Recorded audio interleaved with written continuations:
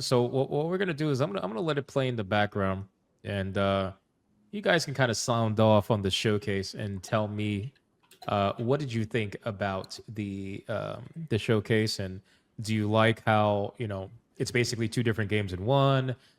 Grace is a horror gameplay.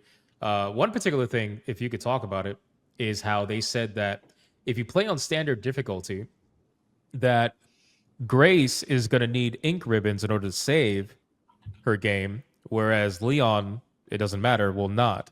Mm. Which kind of brings up a lot of pacing issues in my opinion. But anyway, Cassie, if you want to kind of sound off. Go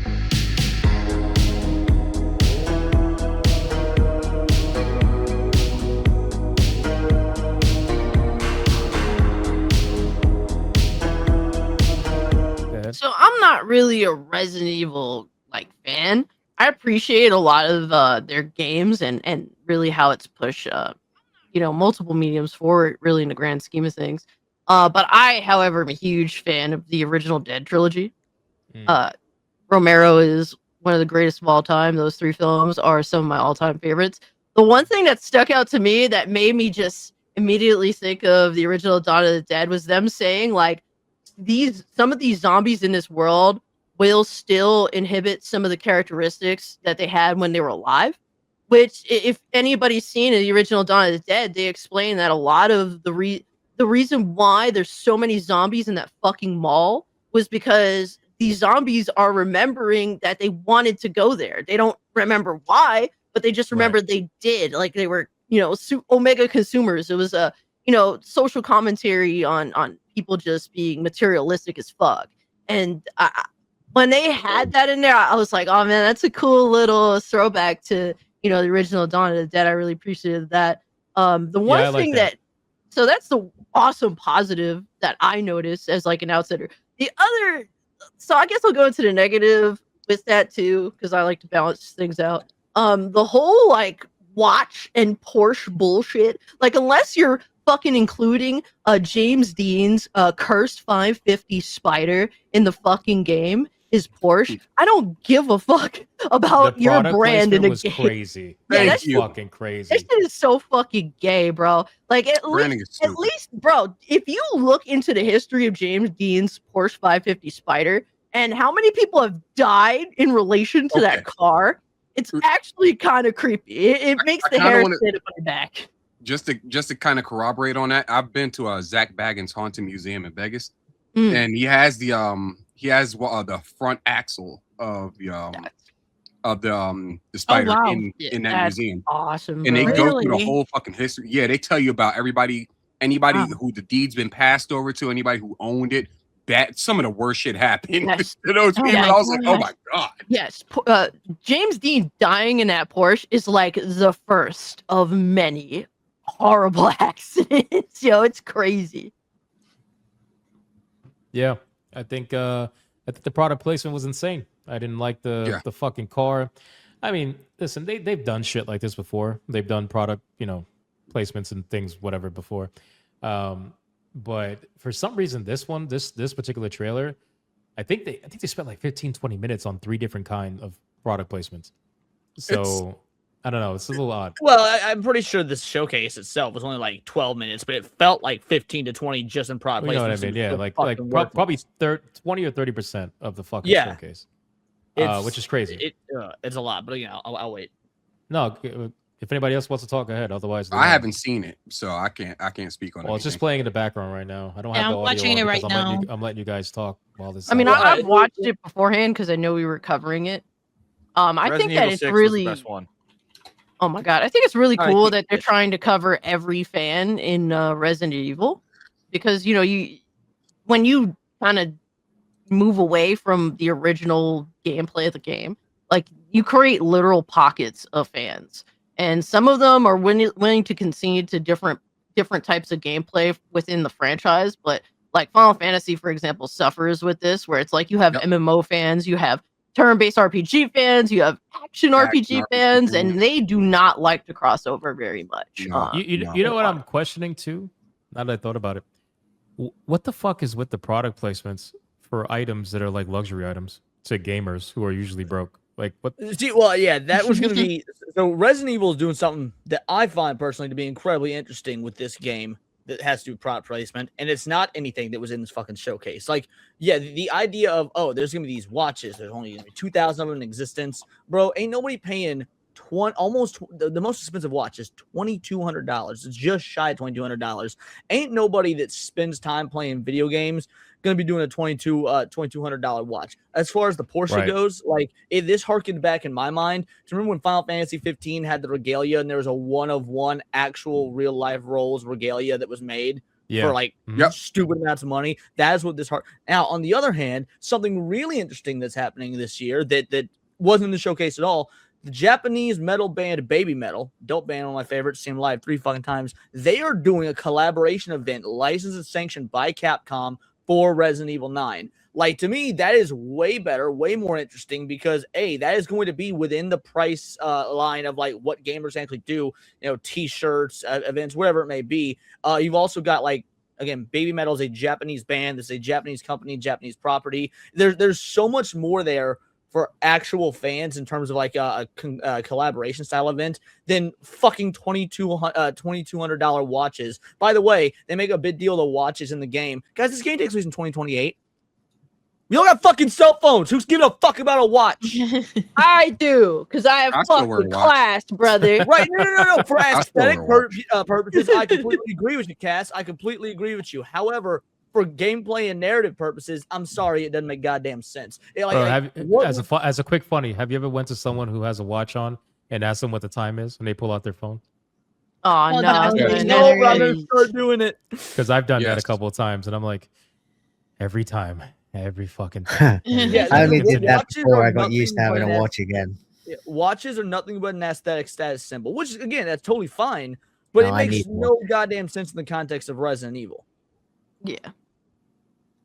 Honestly, have you guys felt like cellular devices have ruined horror across like every aspect of like film, video games, like that's why so much of them have to be like set in the 90s and stuff. I know today to compensate for that. Yeah, it's like so bad. It's the technological conditioning that's really ruining it for me in general. Mm-hmm. It's like it's a lot more found footage stuff, a lot, man, and it's all generally same shit. Yeah, they're not. I'm sorry, I just ask. They're not making like a Resident Evil edition car, are they? It's just in the game. Yeah, right? the Porsche. There is a like Leon's Porsche is being 100% like being produced. You can purchase it from what I recall. Yeah, I want to see the person who walks in and buys that shit, bro. Elon Musk, don't do that, bro. Hassan, bro, come on. I wouldn't be Hassan wouldn't do it. He gets upset spaghetti when people call him a gamer. Like, I know people say like the fucking watches and shit are not for customers, they're for scalpers. But my thing is like, the customer who would buy that would probably be a Resident Evil fan, and most Resident Evil fans are not going to buy $2,300 watches watches this isn't or whatever. The first time Capcom's done this though. The Resident Evil 6 I know. Ultimate Deluxe Edition costed $1,000, and what'd you get for it? I mean, obviously you got like the DLC and the season pass and some physical goodies, but the bulk of it, the jump between like the $300 special edition and the $1,000 was you got a replica of Leon's leather jacket. I get it, leather's expensive, and it was a real leather jacket. That jacket is fire though. I was going to say the jacket's fire. We found the customer. $700 fucking price jump. Because, like, I'm sorry, dude. Most cosplayers ain't gonna give a fuck if it's real leather or not. I don't know, dude. I feel like if it's gonna be for scalpers, then that means that there has to be a market for it. That's gonna. That's what I was about to say. That's exactly. And I just don't know if they're gonna if that market's there for the watch. You know. You know why this sucks, man? Because now it's like, look at our discussion. Like now we have to discuss a bunch of mainstream bullshit that takes away from the actual game itself. Right, it's nothing about the game, exactly. Yeah, but so Wizards over here like, oh, I'm getting my script ready for tomorrow's video right the fuck now. Oh, like, yeah, for sure. It's unfortunate that they go down this route. Like, you're Resident fucking Evil. Like, you're one of the most widely regarded franchises, not just in gaming, but all of entertainment, my guy. Like, why do you need to do this shit? Like, it's all money, I guess, at the end of the day, but it's so fucking lame to me. I can't pretend that, it's not it's not something that doesn't kind of gross me the fuck out. Well, that's what I was saying on my stream. I'm like, I don't understand why they needed to spend 1/3 of their showcase that is supposed to be about the game, shilling for some fucking real world like product placement. Capcom, as much as they are just sometimes the worst when it comes to their video games and how they perform, at the end of the day, they have some of the most relevant franchises, not only in history but also just like now. They have extremely in modern gaming, when AAA is dying, Capcom kind of at the top of the hill when it comes to like They are. maintaining survivability.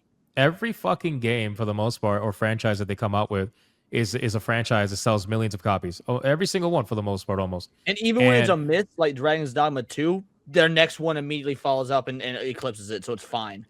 Right. But even Dragon's Dogma 2, underselling for them is not like underselling for someone else. But it's like they sell millions and millions and millions of copies of video games. They make a fuck ton of money. You guys really need these fucking watches?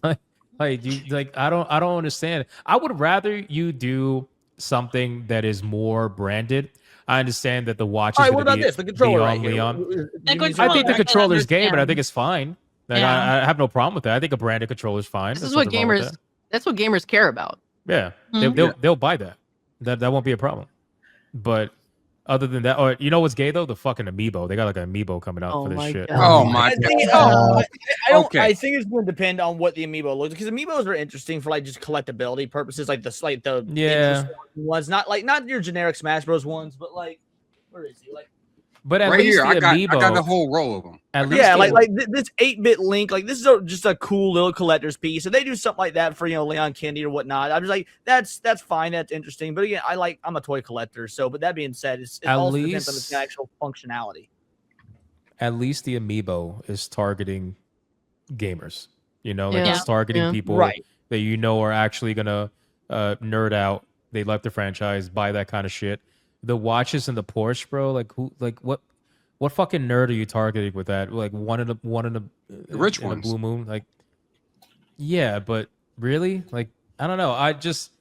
Maybe I just don't know. I think No, I think I mean, that, no, I think you're entirely correct. It's like something that like Dragon Ball did a couple years ago. I think it was Adidas and Dragon Ball had this massive collaboration event where they did these like Adidas. super expensive. Do you remember that super expensive Adidas Dragon Ball collab that had like Mhm, several $100 shoes and whatnot? I can see how that would work because like Dragon Ball, showing anime real big in the black community. Black dudes like collecting sneakers. That's a collaboration that makes fucking sense to me because there's actually a crossover between those two fan bases. Dragon Ball fans, shoe collectors. You got the black community right in the middle. Where's the crossover between Porsche drivers and Resident Evil fans?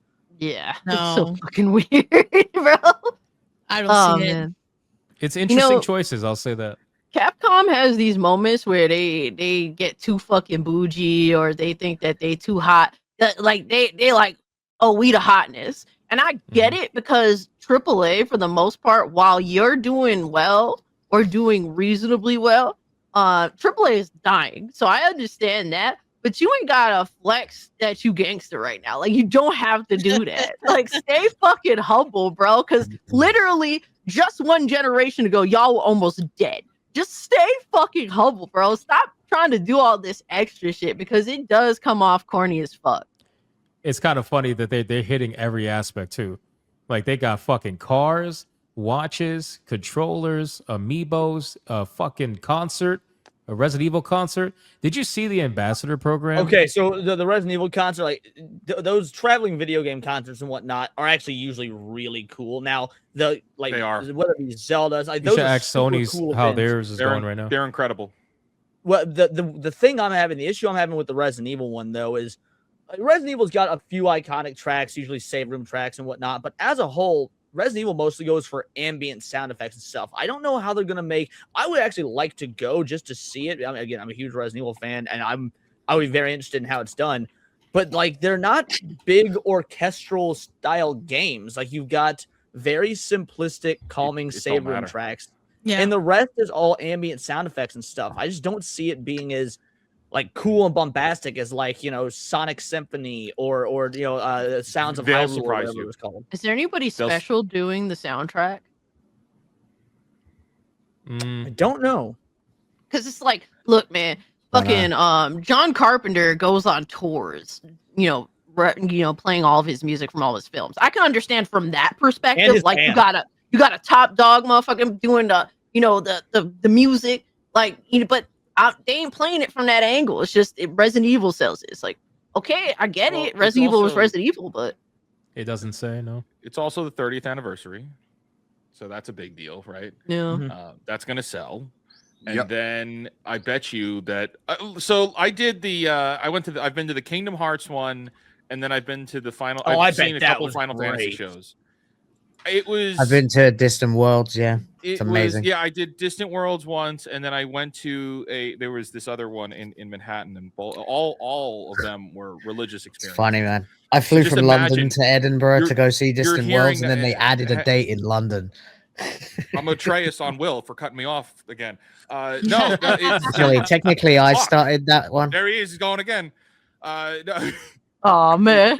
Imagine replying. Imagine hearing doing on purpose, though. All those mid-eye songs that you heard on PS1, but as soon as that orchestra hits, tears. Yeah, that's what it feels like. It's like, whoa, it's real. The music hits you. So even all they need is enough for it to be like 90 minutes. That's how long the show needs to be. And to your credit, it's worth it. And I'm sure this is going to be incredible.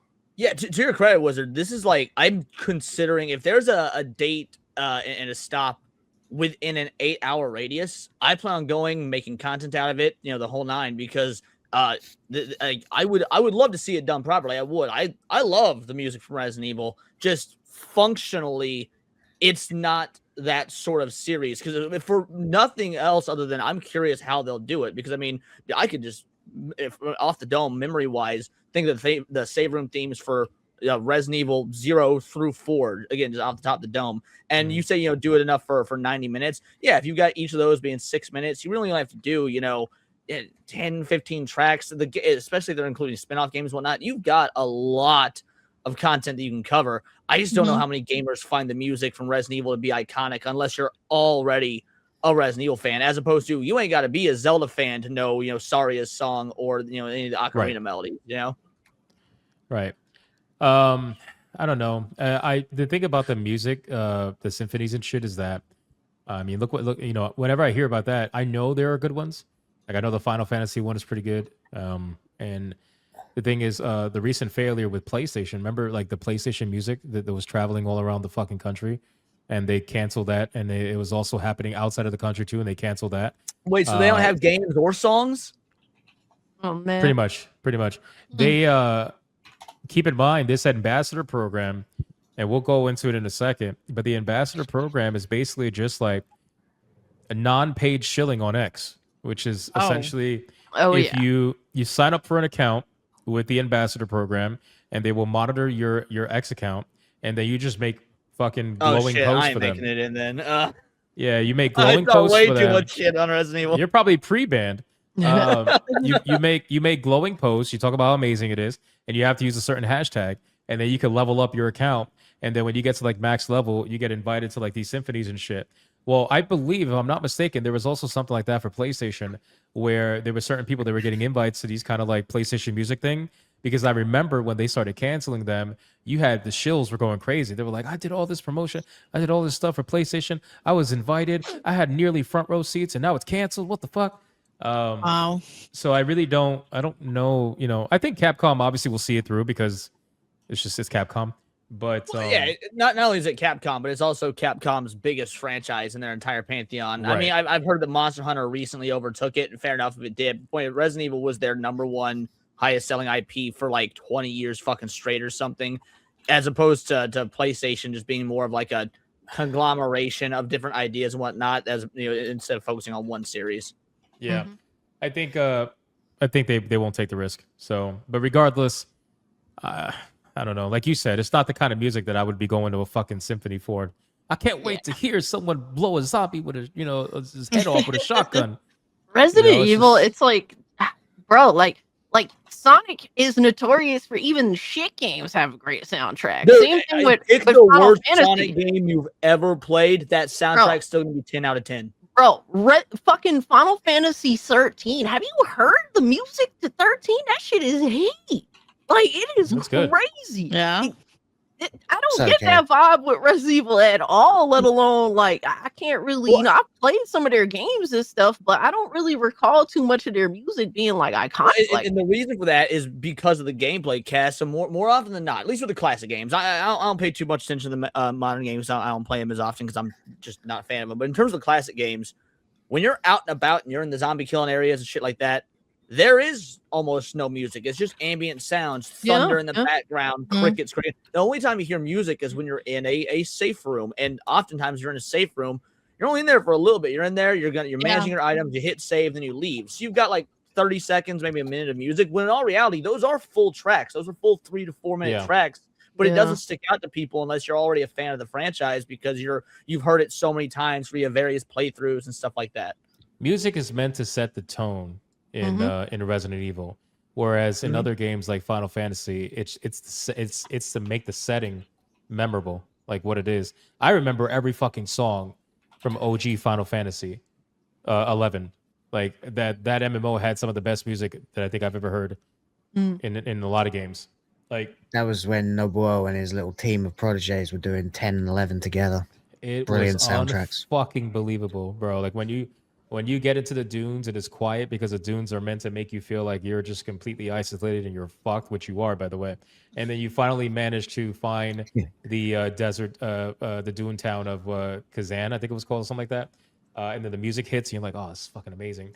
Or when you're on the airship, or even the fucking what do you call it? The cruise ship. It doesn't matter. Like every Sanctuary was the time. All that music just hits so goddamn good, and it makes you remember a time. Well, I don't really feel like Resident Evil has that. I don't feel like Resident Evil has a song or anything that is going to make you remember a time. Like the music or the sound effects, like you said, is supposed to set the tone for the gameplay you're experiencing, and that's basically it. Like other than that, yeah. Like if you haven't played Resident Evil 1, like just hypothetical, let's say you played Resident Evil 1 back in like 2001 or whatever. You were young, and you pop it on Steam nowadays. It's been 20 years. First time you enter that save room and that save music starts playing, you might be like, yeah, oh fuck, this takes me back. But after about 30 seconds probably of that, you're song, gonna run out and you're gonna forget it. Like it's not the same as something like Final Fantasy or Zelda, Sonic. Like there's that little jingle that plays in RE1 as well. It sort of goes do do do do do do do do over and over and over again. It's really fucking creepy. But are those like save room jingles going to carry a fucking 90 minute to a 120 minute show? No, you need the whole soundtrack to slap. Right. So then it makes you wonder. So if it's Resident Evil, like, are they going to play Resident Evil movie music? Like, is that Maybe. what it is? Like, no, I think I figured it out because I'm trying to see what they're going to do. Apparently, there's been a previous Resident Evil orchestra event before in Japan. Really? I think what they're going to do, and it's mostly the first 3 games worth of like main songs. But at these events, what they normally do is they have this big screen up, and then the orchestra is on stage. But you're not looking at the orchestra the whole time. You're watching the screen, and it's playing through cutscenes and gameplay, and it's like the biggest moments. It's supposed to make you remember that setting. I bet you they're going to play through either the entire first game or like the biggest moments of that game. I could see them doing Resident Evil first game on the classic playthrough, just go through the whole thing of all the major moments of the first game, play that out. But we actually, they haven't said what the set list is going to be or anything like that. But because it's the 30th and like Japanese culture is so big with anniversaries, like we got the Pokemon and Zelda coming up, and like this, Sonic. I could see whatever this is going to be, it's going to be big, and then they're going to sell it back to us in some way. I could actually see them pairing this with a deluxe DLC upgrade or something with Resident Evil 9. 100% I could see it. Oh yeah, just like I they think did. They're definitely going to go big on that. Go ahead. So what do we got? So there was a lot of things that got brought up in last night's showcase that like were red flags. There was a couple of green flags. I'll admit there was a couple of green flags that I hadn't seen up to this point. That was like, oh, okay. Because I've many of y'all been watching SNH from watching my content. You know that I'm famously anti this game even existing. Now shout out to Blindness, Mr. Rouge. He gifted it to me, so I'm gonna be playing it day one regardless. And I'm gonna be giving you guys like my honest thoughts. Obviously, I want the game to be good. I don't like hating shit, especially from my favorite franchise of all fucking time in gaming. But I'm not, I'm going to try and be objective. I don't want it to be bad, but there's way too many red flags. So I'm going to start with the good. I do love the ink ribbon thing. The idea that that's now I don't like that it's optional. Like, okay, that's if your game is made to have that as a function, that should probably just be the fucking baseline. So the fact that it's only classic mode that has that, I think, is ridiculous. But that's going to be the only way I play the game now. Is hey, if you got an ink ribbon mode, that's good because that adds to the tension, that adds the horror. The idea that you only have limited saves. I mean, making saving a resource that is tantamount to survival horror. It brings us back to when we were playing Tormented Souls. You know, I was actually just about to bring that up, because that was one of the things I loved so much about Tormented Souls. And Tormented Souls even was like depending on the difficulty you were playing, was or was not lenient with it. Same with classic Resident Evil. So it's something I'm glad that we're getting back to. I'm a little annoyed that Leon doesn't have to do that, save with the ink ribbons, but given the difference in the gameplay, it makes sense. I'm mixed on the different, like, I don't mind that Leon's character or that Leon's gameplay is going to be more action oriented. What I mind is their reasoning behind it. I think it's incredibly fucking retarded for them to come to the conclusion of players wouldn't want to see Leon being scared. Therefore, we had to make his game action oriented.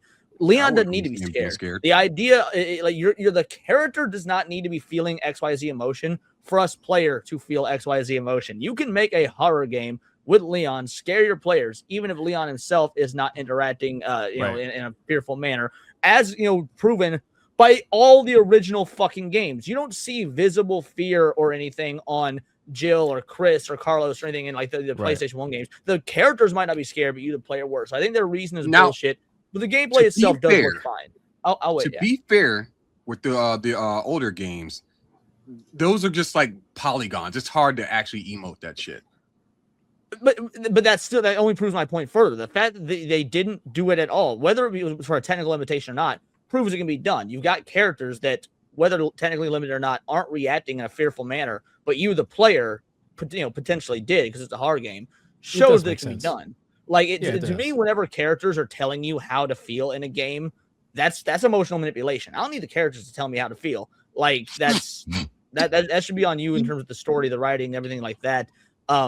And so, yeah, I think the reason's bullshit, but I do like what I see from Leon's gameplay. I think that it's going to be, very akin to Resident Evil 4, which is amongst the best in the series, the original, not that shitty ass remake. The Grace gameplay is where I'm very concerned, because like it looks like they're trying to do a softball easy version of what the original games did. Limited resources, limited fighting, and all that sounds good until you get to the point where she has a fucking hand cannon and blows through multiple fucking zombies. And I was like, then what's even the fucking point? And the pacing of this game also has to be worried. You got a comment for you, Leon, really quick. People think stoic male protagonists suck. Look, Ghost of Tsushima fans threw Jen under the bus for a shit male protagonist. These people, that's well. And Leon was never really stoic, to be fair. Chris is the stoic one. Leon's the wisecracker. He's the one that, like, you're running through the games and he's making jokes and talking shit. That's another reason the remakes are not good, because Leon is stoic. They changed his character. Like, we don't need a Chris-like archetype. You can give us the dude that makes jokes and whatnot, but that's neither here nor there. But with Grace, and it just looks like based on what the developers are saying, it's not a choose this person or this person and go through the campaigns like Resident Evil games have traditionally done. It makes it sound like it's going to be switching off level by level, and I'm wondering how that's going to be with the pacing. That worries me from a pacing perspective. It also makes me think Leon's actually not going to have that much gameplay in this game. I don't think he is, because if you look at past Resident Evil games that have had multiple campaigns, Ada's is notably shorter than Leon's. You only play as Carlos for a very small segment in Resident Evil 3.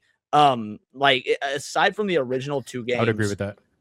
Most characters don't have equal play time. So if that's the case, I think they're doing all this marketing towards Leon. And like, oh, Leon's back. It's the first game he's been in since Resident Evil 6 chronologically. I don't think he's going to have near as much screen time as Grace.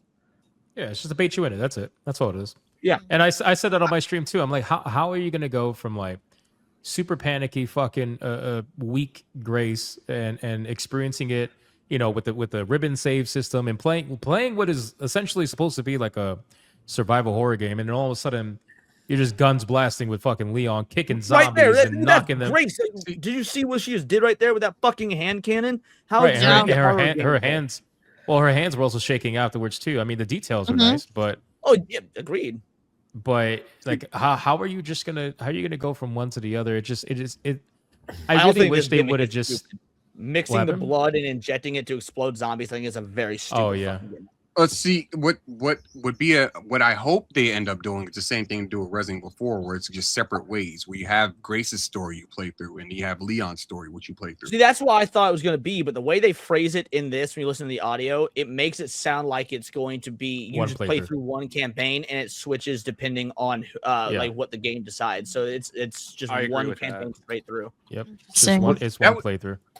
That's actually a very odd decision because they've been doing that since like the beginning, where it's like you play one campaign, they have A and B, and then they do the same thing in 4, do the same thing in 6, where you have like separate campaigns or separate stories that intersect at certain points. But you still select them all separately. Right, it'd be very weird for them to go. Oh, well, actually, you know what? It wouldn't be weird because this is fucking Capcom. Maybe we're Look at what wrong. they did with Resident Evil 7 and 8. Yeah, maybe we're wrong. It's a translation thing, but the phrasing they use in specifically in this showcase makes it sound like it is just one singular campaign that auto switches when the story calls for it. Leon, can I ask a very specific question? Go for it. Do you think this is going to be a good game? Generally, in isolation as a game itself. Think, like, we're still early out, like it's not out yet. But do you think, like, even though there's problems and controversies and changes, and it seems like from an outsider looking in, because I opted out, I said before Resident Evil 6 was the best. No, that was my exit from the franchise. I haven't come back since, and I jumped on a little while before everyone that. Hated Resident Evil 6. I loved it. Yeah, that was my exit point. I bought that, and we played the Chris Redfield co-op, and then we just never went back, me and my friends. But do you think this is going to be like a good game at the end of the day after it's come out? Yeah, I think this will be. And I've maintained, since the beginning, since this game was shown off, whatnot. I think this will be a good game, but a bad Resident Evil game. Interesting. So it's not going to be. Do you think it's going to push the series forward? Because there's no way they're going to end it. It's the opposite. I actually think that they're relying so much on nostalgia in the past, and like basically using old characters and old locations to bring in, like to try and basically maintain their old audience while also capturing this new audience. I actually think it's being too reliant on its roots, to a fault. To the point where they had to retcon stuff just to nostalgia bait people into it. I have a theory. This is either going to be the best-selling Resident Evil, or it's going to underperform, and that's why. And I think it's very polar like that. It's either going to be the best, or it's going to like kind of scare all of us. Like, oh my gosh, I can't believe it underperformed. It's either going to be great or it's a hit or a miss. Yeah, and the reason for that is until the remake of Resident Evil, until the remake of Resident Evil 2. Resident Evil 5 was the best selling in the franchise. That's how long it took them to top Resident Evil 5. I don't know if anything's beaten Resident Evil 2 since. So yeah, I actually, you could be onto something. This game would have to do a lot to beat out Resident Evil 2. I don't think it's impossible. There is a lot of hype around this game. The problem is the majority of the hype I'm seeing, again, that I'm seeing, and I could be wrong, but it seems to be amongst newcomers as opposed to longtime fans. It's ambassadors. And when I say newcomers, I mean like the Resident Evil 7 and onward, like the PlayStation 4 generation and onward. Because I think this game is going to hit. It's the 30th anniversary. A lot of these people are aged out. I think it'll do well. But I think that Leon looks stupid for a guy who should be 55. That's why I asked ChatGPT to render a picture of him. He's Japan 55.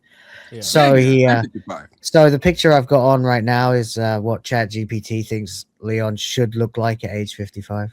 Okay. I don't know. I think the face is too angular and it's a bit too jolly, but basically that hair, motherfucker looks just like you're in The Last of Us. That motherfucker looks like Orville from fucking Dishonored. That's who he looks like. Yeah, well, and that is another issue I had. Now, that's, to be fair, this game may or may not fix that. One of the complaints I've had for a long time just about this series in general is that it can't decide what the fuck to do with its main cast. The main cast is Leon, Jill, Chris, Claire. Now, Claire, they've more or less retired. I hope it stays that way. But Jill, we ain't seen her in ages. She's had no closure. Chris, they had a golden opportunity for closure to kill him off in 6. Which they were originally going to do in the script. You could tell they were going to do it. They've also admitted to it. Then they got cold feet and killed his partner instead. Yes. They should have killed Chris in 6 and had Piers take his place. That would have been much fucking better, but they didn't. So now you've got this version of Chris in Resident Evil 8, which is completely out of character. By the way, 8, which I don't particularly like, left a lot of threads hanging for Chris. We have no idea what's going on with that. They've not retired. Like I think they should be focusing on retiring these aged out characters. What happens with Wesker's son? We've never seen him since 6. He continued doing merc work. Yep, that's literally it. Yeah, he's a mercenary in the desert somewhere, and we've never seen him since. Now I can agree with some of those aspects. I would like to see more of Sherry, because Sherry obviously has some kind of like, you know, residuals going on from her parents. She's also notably younger, so you can use her for longer. I agree. Sherry's fine. Grace Sherry's could have been Sherry, honestly. Yeah, that's what a lot of people, not a lot of people, but some people are